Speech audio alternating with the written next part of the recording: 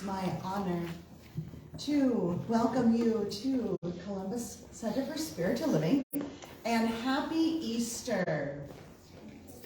We are an inclusive organization, and no matter where you are on your spiritual journey, no matter how you identify, no matter who you are welcome and celebrated and honored here. Hello to all of our online watchers this morning. Please feel free to share our live stream to your own Facebook page, and please take a moment and check in with us. We would love to know where you're watching from. Also, if you are watching our service at a later time, we are glad to have you. We will be uploading our service later to our YouTube channel, Columbus CSL. So now please read our mission statement along with me. We serve the transformation of individual lives. Sorry, guys. Sorry. I had to get through the music. Okay. Start again. Take two. We serve the transformation of individual lives through education, spiritual practice, and deep community, using spirit and science of mind principles as our compass. Thank you. And as you know, today our service is a little bit different. We've decided to go down to a 1-hour service. We're starting at 10:30 instead of starting at 10 with our meditation. And what we've done is basically all of the same components to our service are going to be within our service, but we've put our meditation into our service here at the beginning. Yay! And we are interested in your feedback. So if you've got feedback, please feel free to come talk to me, talk to Erin Marie, Reverend Erin Marie. So I'd like to introduce you to our practitioner this morning, Tammy Evans. She's going to lead us in a 10-minute community meditation. And then she's going to bring us out with prayer.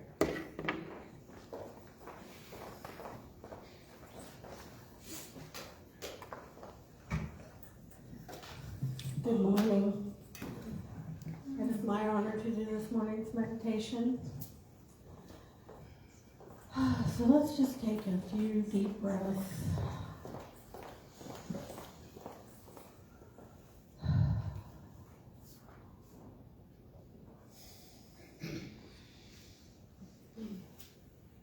Make sure you're comfortable in your chairs. Feet flat on the floor. Allow your eyes to close softly.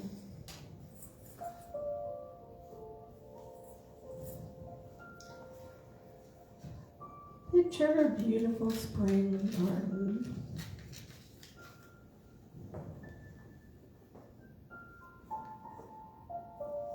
And in your mind's eye, see the flowers blowing.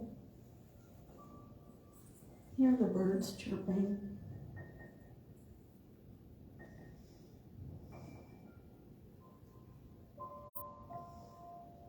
And as you look around, you see 2 little Easter eggs tucked away in your garden.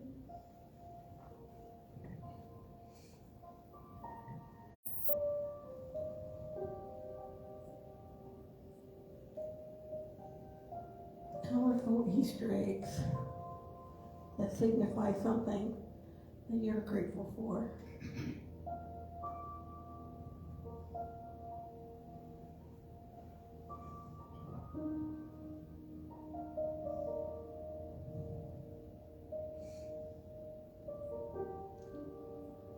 Let your mind explore your garden.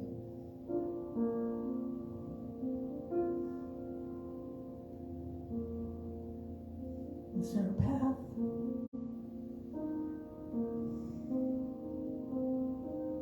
Are there trees?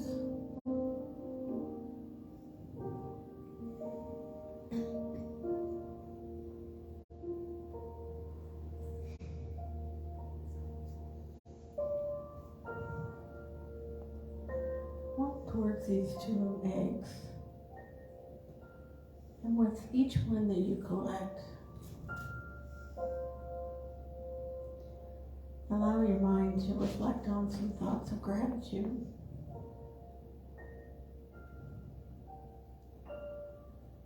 Something that brings a smile across your face.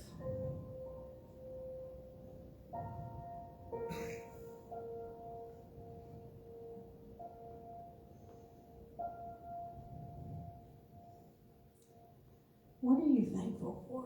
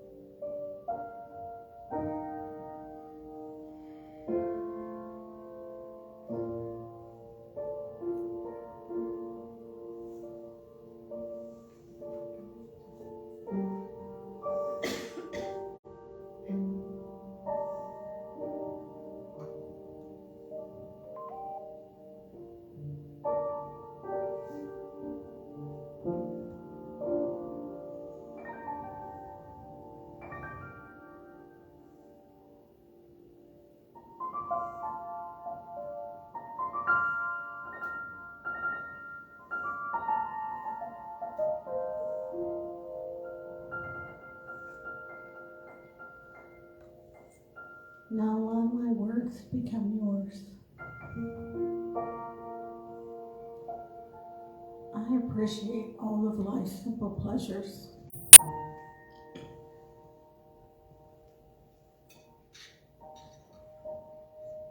My heart is full of gratitude.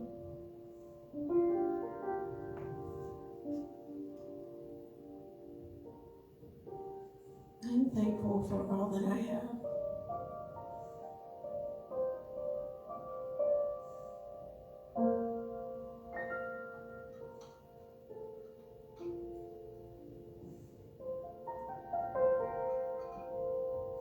Softly shift your focus back to your breath once again.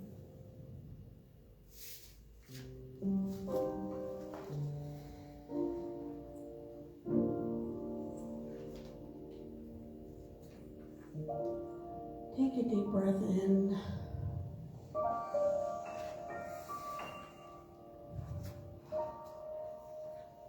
Start wiggling your fingers and your toes.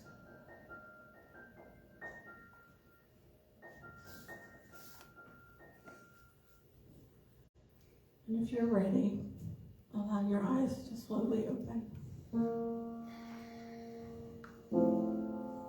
Namaste.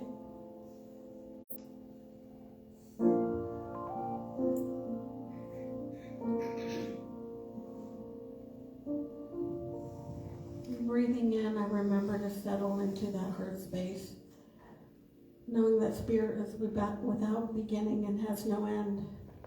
It is spirit at the center, beneath the surface, behind the veil, everywhere without exception. It is love, it is vulnerability, it is authenticity. And because it exists everywhere all the time, this lovable, vulnerable authenticity exists in me and in each and every being everywhere. Knowing that uncertainty is a part of the wholeness of life, I am friends with it. And remember to be vulnerable and authentic. I know that within each of us there is a space that's never been affected by fear, uncertainty, or comparison. This space is where spirit resides within each of us, propelling us forward into the deepest expression of ourselves. With a grateful heart, I embrace vulnerability and authenticity, and I release this word into the law, knowing that it's already done through the mind of the one. I let it be, and so it is.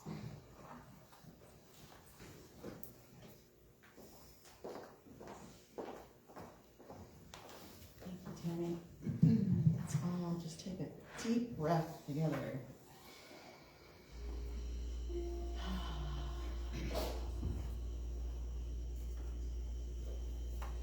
Happy Easter. Happy Easter. Happy Easter. Happy Easter. Happy Easter. Okay. So, in our original plan, we were going to do a song right here. But when I was working with Robin on it, we didn't have a song that we knew. So I'm actually kind of wondering, do we have a song? Do we? Could you lead us in a song, Tommy? Thank you.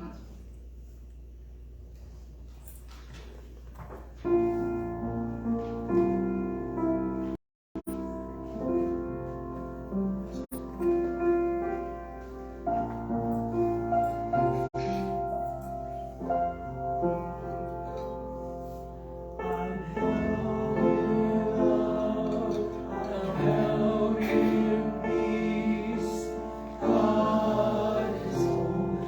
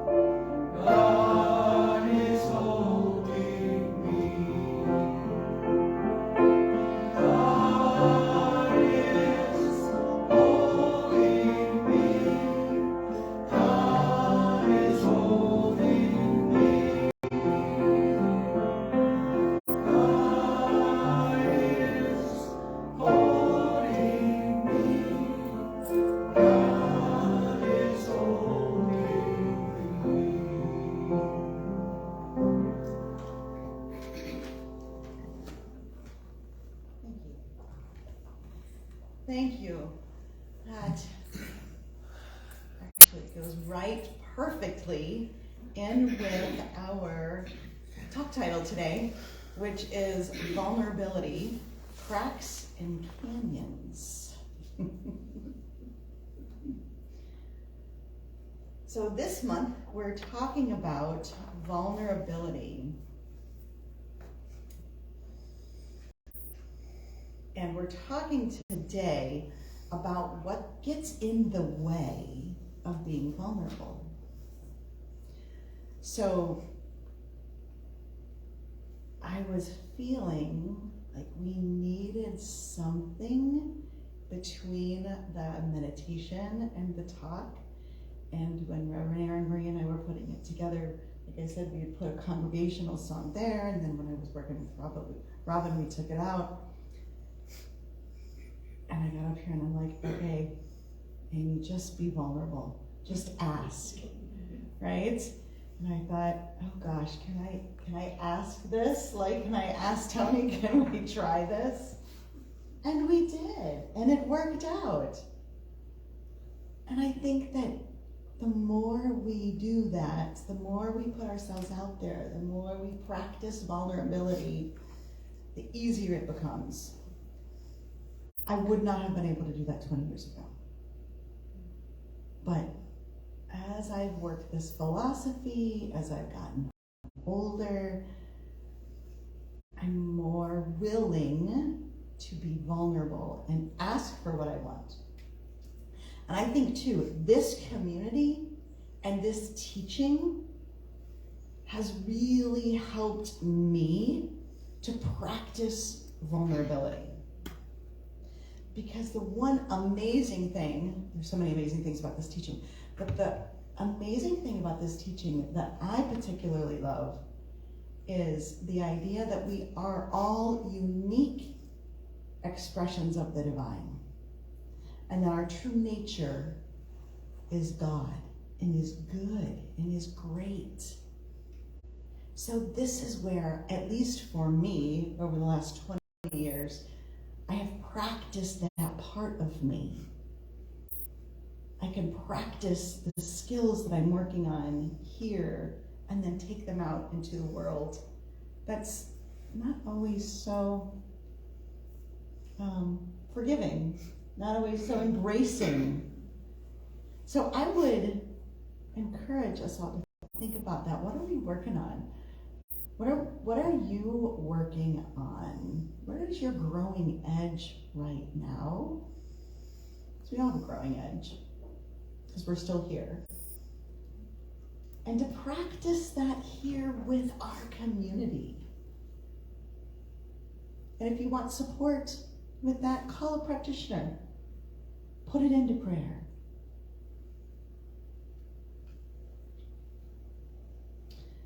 So I have a little story from the book Untamed by Glennon Doyle that shows vulnerability. Glennon says, years ago, when I was in the thick of deciding whether I wanted to save or end my marriage, the girls began begging to get their ears pierced. She said I was grateful for the distraction, so I said yes. I took them to the mall, and when we arrived at the piercing kiosk, Amma, her one daughter, ran ahead of me, leaped into the piercing chair, and announced to the surprise of the 20-something piercer, "Let's do this." When I finally caught up, the piercer turned to me and said, "Are you her mother?" To which I replied, "I'm trying to be." I said, "Okay, do you want me to pierce her ears one at a time or both at the same time?" Amma said, "Both. Let's do this. Let's do this. Let's go." She squinted her eyes really tight. She gritted her teeth. She flexed all of her little muscles, and she looked like a tiny Hulk. And as they pierced her, I saw a couple tears that she wiped away immediately. And I looked at Alma and thought, she's so awesome. It's like, makes me verklempt, because I can remember when my daughter got her ears pierced. She wasn't like that. She was Glennon Doyle goes on to say, she's also only 6 years away from a felony. She jumped up and down, or she jumped down from the chair, buzzing with adrenaline. The women working at the kiosk laughed and said, wow, she is so brave. Tish stood next to me, taking it all in. That's her other daughter. She motioned for me to lean down to come closer, and she whispered, actually, Mom, I changed my mind. I don't want to get my ears pierced today. I said, are you sure? She looked over at Alma's earlobes. They were swollen little grape tomatoes. Alma said, come on, Tish, you only live once. And Tish said, why does everyone say that when they're about to do something dangerous? How about you only live once, so don't get dead? Then she turned back to me and said, I'm sure. The piercer turned to Tish and said, your turn, honey. I waited for Tish to speak. She said, no thanks. I'm not ready today. The piercer said, oh, come on. You can do this. Be brave. Look at how brave your little sister was. Tish looked at me and I squeezed her hand and we walked away. She felt a little ashamed. I felt a lot annoyed. Glennon Doyle goes on to say, I don't think being brave means what we've been saying it means. We tell our children that being brave means feeling afraid, but doing it anyway. But is this the definition we want to carry out as they grow older? When she's 17, heading out in a car driven by her teenage buddy, saying she's going to go to the movies, but actually going to that kegger down the street. Imagine calling to her, bye, babe, be brave tonight. What I mean by that is, if you're in a scary situation and you feel afraid to do what your friends are encouraging you to do, I want you to just ignore that fear and do it anyway. Just plow right through that gut instinct of yours. No. That's not the understanding of brave I want my children to have. I do not want my children to become the people who abandon themselves to please the crowd. Brave does not mean feeling afraid and doing it anyway. Brave means living from the inside out. Brave means in every uncertain moment, turning inward, feeling for that knowing, and speaking it out loud. Whether you're brave or whether you're brave or not, cannot be judged by people on the outside. Sometimes being brave requires the crowd to think you're a coward. Sometimes being brave means letting everyone down but yourself. Alma's brave is often loud and go for it. But Tish's brave is often quiet and waiting for it. They are both brave girls because each is true to herself. They are not divided between what they feel and what they know on the inside and what they say and do on the outside. Their selves are integrated. They have integrity. And again, that's from Untamed by Glennon Doyle. So thinking about being brave, thinking about having integrity, thinking about living from that inside out, thinking about pausing, knowing what's yours to do, living from the inside, going to that place that, like the Christ on the cross, so perfect for today, for as we're in this time of Christ being in the tomb, it being Easter Sunday. Monday is when he rises from the tomb. But Friday, when they crucified Jesus of Nazareth, they put him on a crucifix, which is what they often did back then. And sometimes when I think about the crucifix, I think about it metaphysically. The crucifix can be seen as the intersection in all of our lives as the divine and, I could do the divine this way, the divine and the human. So when they put Jesus of Nazareth, not the Christ yet, Jesus of Nazareth on the cross, it was his divine and his human that I want to speak about. So think about that in your own life, because we can apply this to ourselves, right? They talk about the Bible as being allegories or teaching stories. Do we know that Jesus was actually crucified? Yeah, probably. That was a common way of getting rid of people, the Romans killing people basically that were speaking against the politics of the time. And that's what he was doing.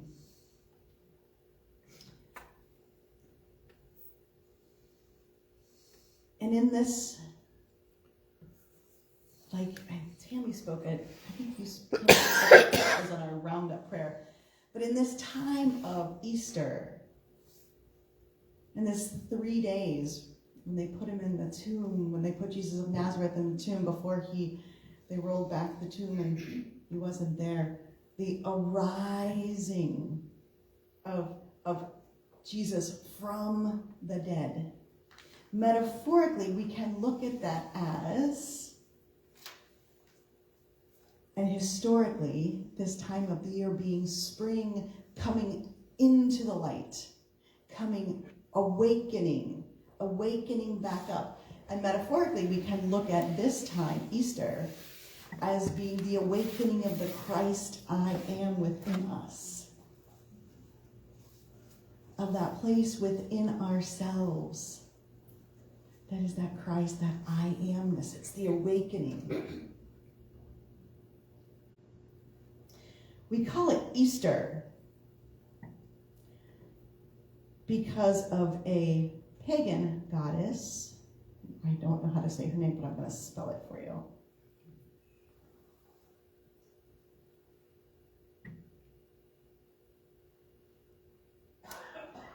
It was a Germanic goddess, excuse me, I thought it was pagan. Germanic goddess. Her name is Eostre. Eostre. She was the goddess of the dawn. She was a pagan goddess. Pagan Germanic goddess Eostre, the goddess of the dawn. She's celebrated in springtime when the light returns to the northern hemisphere to warm up the earth. Brings new seasons. The eggs and the bunnies that we see around Easter as well are actually symbols of fertility. So the eggs are the symbol of fertility as well as bunnies.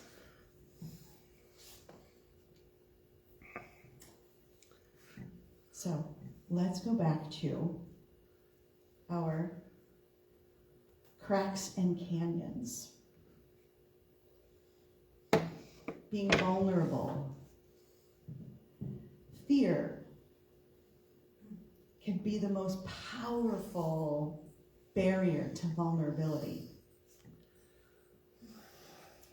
And I think that the name of this, fear, cracks, and vulnerability, is that sometimes when we look at fear, it can look like a vast canyon. How am I ever going to get through it?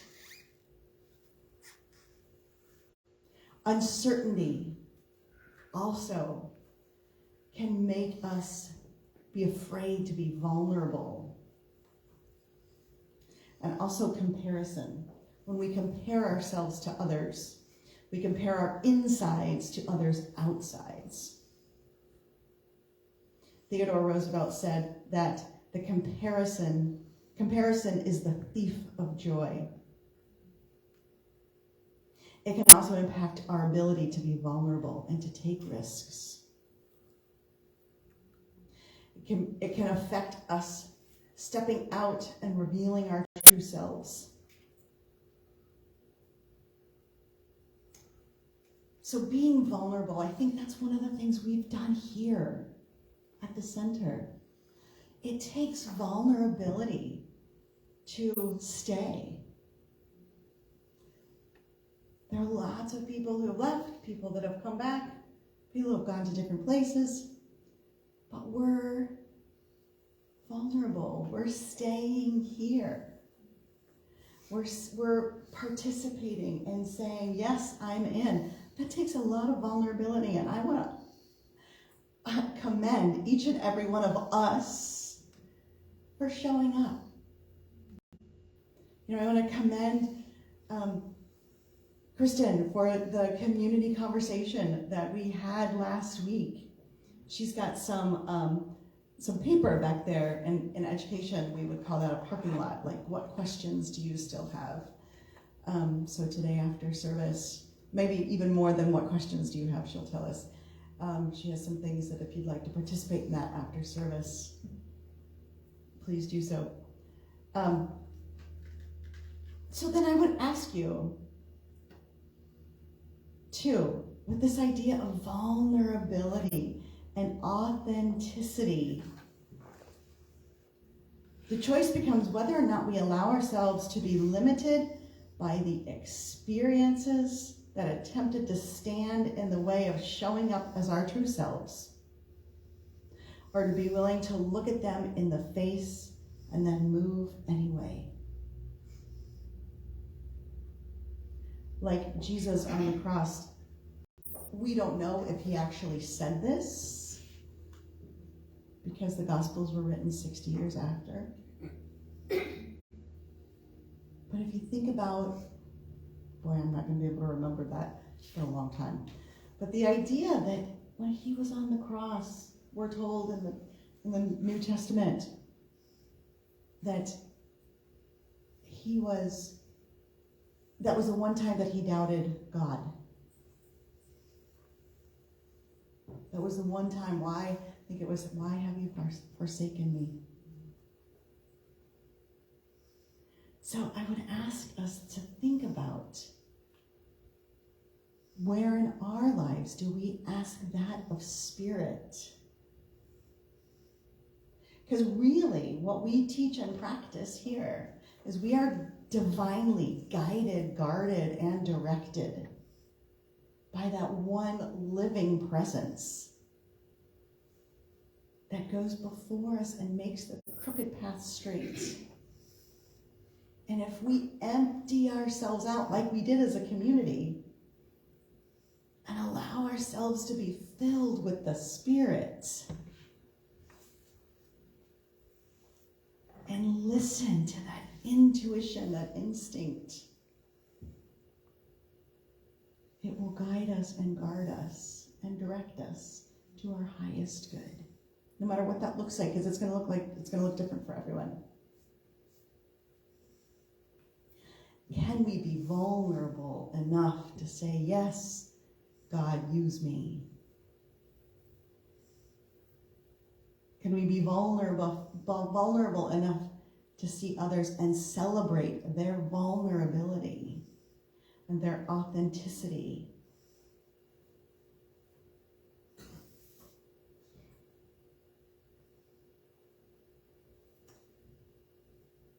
Ernest Holmes says, there is something within you beyond all doubt and fear, something which has never been limited by your acts or destroyed by your feelings. This is the only something that can make you whole. And that was this thing called you. And we are already whole. We cannot separate that humanity from that divinity. It's coming from that place. It's coming from that authentic place. It's so funny. I just got the feeling like, oh my God, I am preaching to the choir. So, as I wrap this up, Ernest Holmes also said he doesn't care.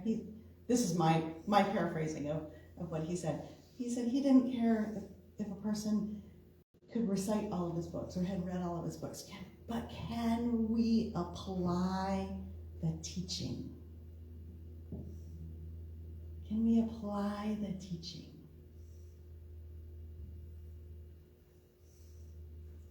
So, after service today, about 10 minutes after, I'm going to be hosting about a 30-minute conversation based on the information that was shared today about how to apply this to our own lives. And we're just going to sit in a circle, invite you to stay if you'd like to stay, go if you'd like to go. It won't be the only time. This is just something we're going to try, a little fellowship, to talk about how we can put this information into practice in our lives. Rumi said, move, but don't move the way fear makes you move.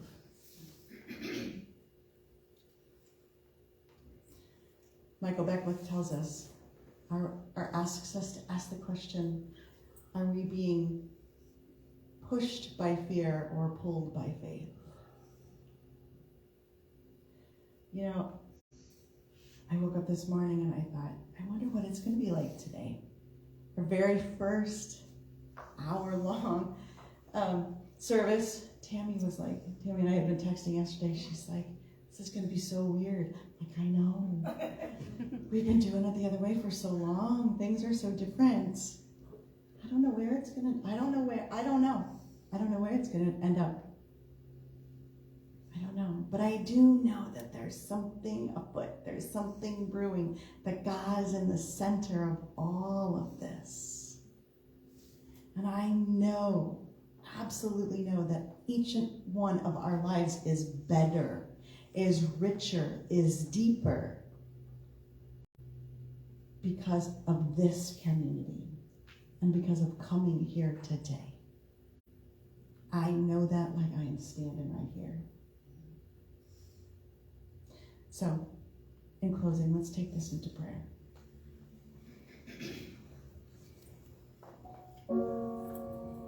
So as I turn within and I go to that place where I know that I absolutely know that God is and I am, and there is no separation.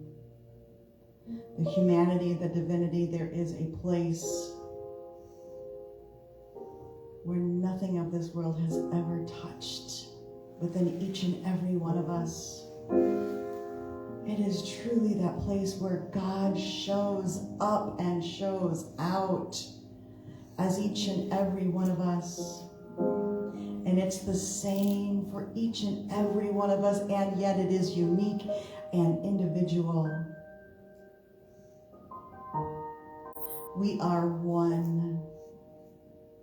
It's like that spider web. We are just all connected. All of life, all of us in this community, all people of this entire world is just one web. It is just God showing up. So I speak my word right here and right now on behalf of this community, on behalf of the people, knowing a life that is rich with authenticity, rich with courage, rich with God and love. And I am so grateful. I'm so grateful for the goodness, the givingness, and the receptivity of that one, and that we are part of all of it, because we cannot be separated. So I release this this special blessing to each and every one of us here for goodness and godness in all parts of our lives. With a smile on my face, gratitude in my heart, I say thank you. And join with me by saying, and so it is.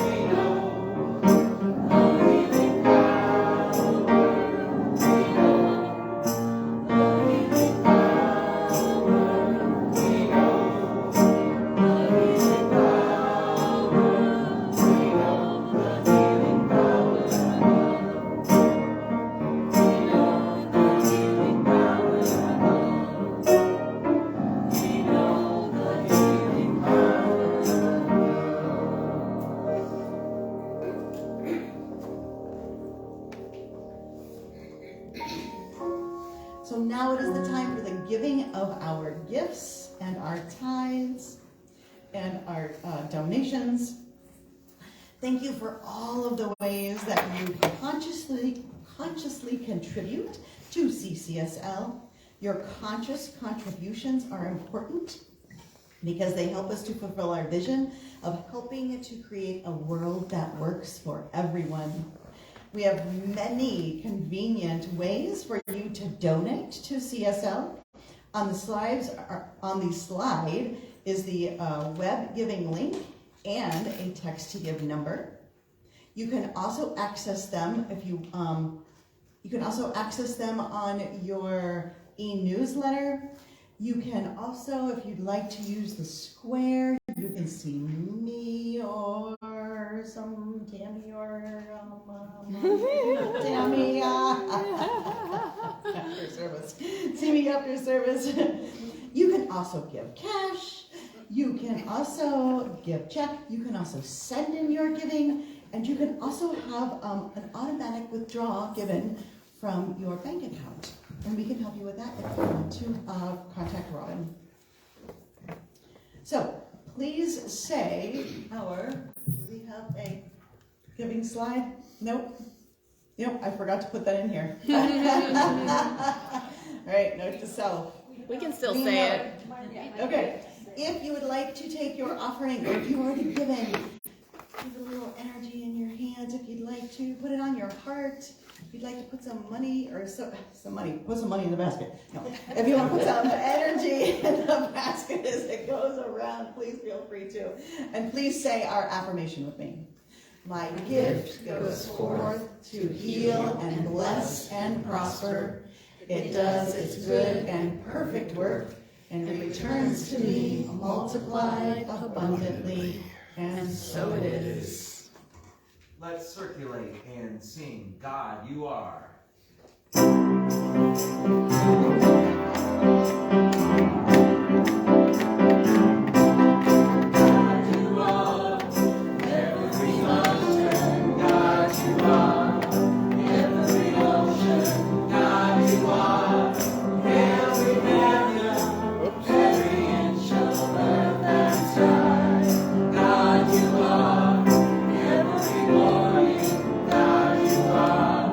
Yeah.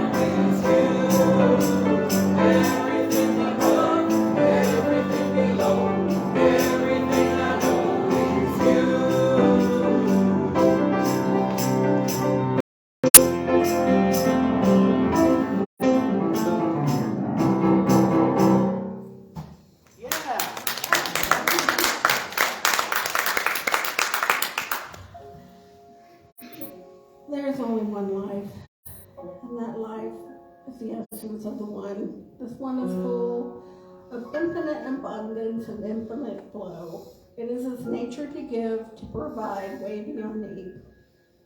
I am one with this infinite abundance and infinite flow, heaped up and overflowing. The riches of this universe flow endlessly through, around, and in my spiritual home. As a center, we claim the supply, knowing that it is as we reach for it, all the love, support, and abundance that we reach for is there, just waiting for us to claim it. Our source is abundant. There is no struggle. I'm so grateful for this good that is ours to have, and for the godlings that support us each week. The law says yes, and together we manifest mountains. I let it go, and please sing with me. So it is, and so we let it be. And so it is, and so we let it be.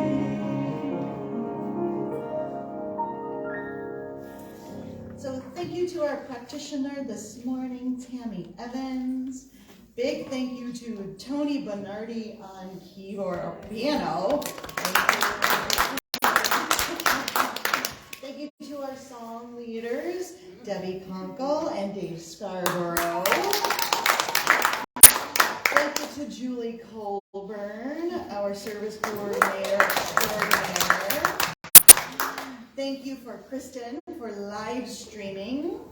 And thank you, Reverend Erin Marie, for being on slides. And thank you all for volunteering, for bringing in the food and setting up the chairs. Thank you, Sarah, a lot for bringing in the flowers this morning. Yes, thank you. Thank you all for being here this morning. And happy Easter to you all. If you're joining us for the very first time, doesn't look like anyone is joining us for the very first time, but if you're watching us for the very first time now or later on, we are glad that you are joining us. If you would like a welcome packet with more information about who we are and what we believe, send us a private Facebook message, or you can call and leave a voicemail on our phone. Oh, that's an old-fashioned thing. Our phone number is on our website. So that is our service today. Our announcements are now at the end of service. Like I said, we're kind of moving things around, trying things out. So Tammy, would you please come and give us the announcements?